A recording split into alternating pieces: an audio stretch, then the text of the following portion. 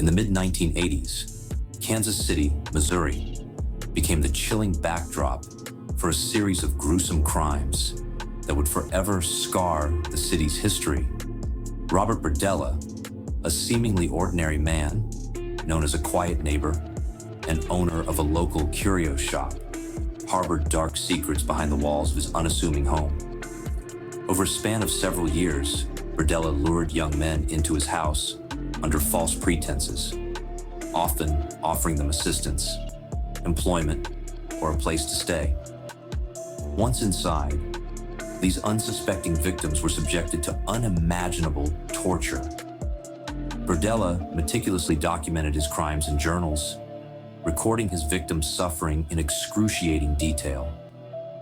The journals described how he would drug his victims with tranquilizers or sedatives, rendering them unable to resist. He would then restrain them, often tying them to beds or furniture, and begin a prolonged campaign of physical and psychological torment. One of his most disturbing methods involved injecting caustic substances, such as drain cleaner, into sensitive areas of his victims' bodies to inflict pain and disable them further. Berdella also applied electric shocks to their genitals, further exemplifying his sadistic nature. The true extent of Berdella's atrocities came to light when one of his victims managed to escape and alert the authorities. Berdella was eventually apprehended, and his trial revealed the horrifying details of his crimes to a shocked public. The media coverage of the case was extensive, with headlines capturing the public's morbid fascination with the gruesome details. The community mourned the loss of the young men, whose lives were brutally cut short by Berdella's heinous acts. Kansas City would never be the same, forever haunted by the dark legacy of the Kansas City Butcher. So what events in Berdella's life could have shaped him into the monster he became? Despite his heinous acts, Berdella appeared outwardly normal. Childhood trauma, including alleged abuse and emotional neglect, likely contributed to the development of his fractured psyche. He grew into a man consumed by a desire for control and dominance, transforming his victims into objects for his experiments. His calm demeanor and friendly interactions with neighbors masked the horrors unfolding within his home, making his eventual capture even more shocking.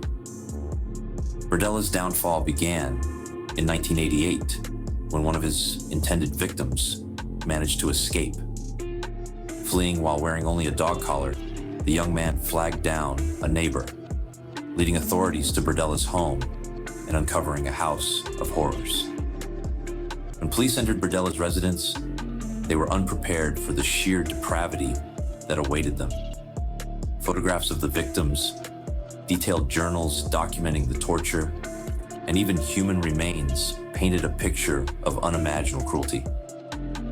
Investigators discovered that Berdella had carefully planned each crime, keeping meticulous notes on the methods he used to inflict pain and the responses of his victims.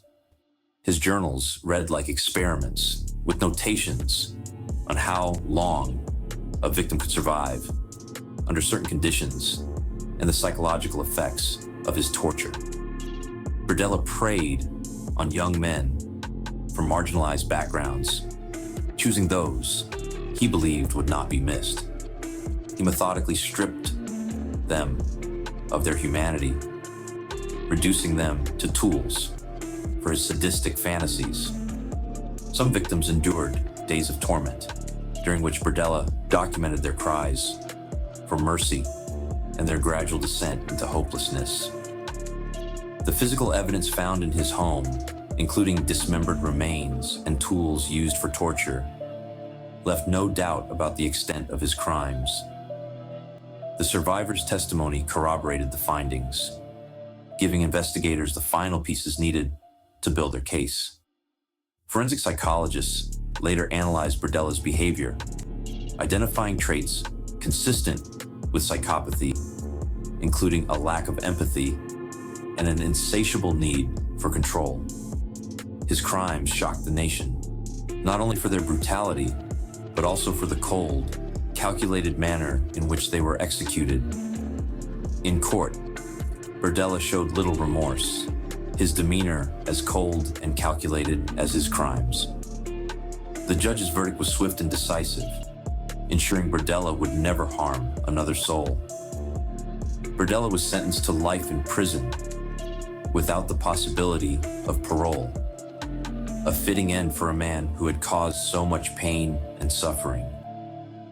The community mourned the loss of the young men whose lives were cut short, remembering them as more than just victims of a monster. Vigils were held in their honor, a somber reminder of the darkness that had once lurked in their midst. The media coverage of Berdella's crimes was extensive, ensuring that his name would be remembered for all the wrong reasons. Experts continue to study Berdella's case, hoping to understand what drives individuals to commit such heinous acts. Books and documentaries have been produced delving into the mind of the Kansas City butcher and the impact of his crimes. Today, Kansas City has moved on, but the memory of Berdella's atrocities lingers, a dark chapter in the city's history. The victims are remembered, their stories a testament to the resilience of the human spirit in the face of unimaginable evil. And so, the tale of Robert Berdella serves as a grim reminder of the darkness that can hide behind a seemingly normal facade. Berdella's trial was one of the most harrowing in Kansas City's history, shining a spotlight on the critical role of forensic evidence in securing justice. The journals and photographs served as irrefutable proof of his guilt, and the physical evidence found in his home painted an unrelenting picture of his actions. Despite his heinous acts, Berdella sought to avoid the death penalty by pleading guilty to multiple charges of murder. He received multiple life sentences, ensuring he would never harm another person. The trial revealed the extent of his depravity, with prosecutors portraying him as a predator who thrived on the suffering of his victims. Berdella's conviction brought a measure of closure to the families of his victims, though the scars left by his crimes would endure for years.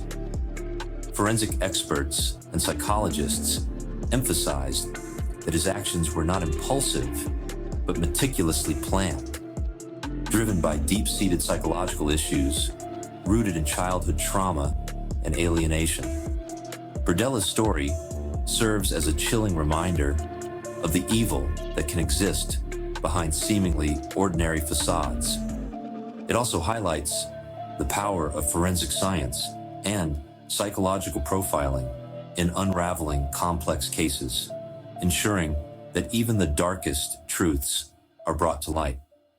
Today, the legacy of the Kansas City butcher stands as a testament to the resilience of justice and the importance of vigilance in a world where monsters can hide in plain sight. The media coverage of the trial was extensive, capturing the public's fascination and horror at the gruesome details that emerged. The case also sparked discussions about the importance of community awareness and the need for better mental health support to prevent such tragedies. In the aftermath, Kansas City saw a rise in community initiatives aimed at fostering vigilance and support for those in need. Law enforcement agencies also enhanced their training programs, focusing on early detection and intervention strategies to prevent future crimes. The memory of Berdella's victims continues to be honored through memorials and vigils, ensuring that their stories are never forgotten. The case remains a pivotal example of how forensic science and psychological profiling can work hand in hand to bring justice to even the most complex and disturbing cases. As the city moves forward, the legacy of the Kansas City Butcher serves as a stark reminder of the importance of vigilance, justice, and community resilience in the face of unimaginable evil.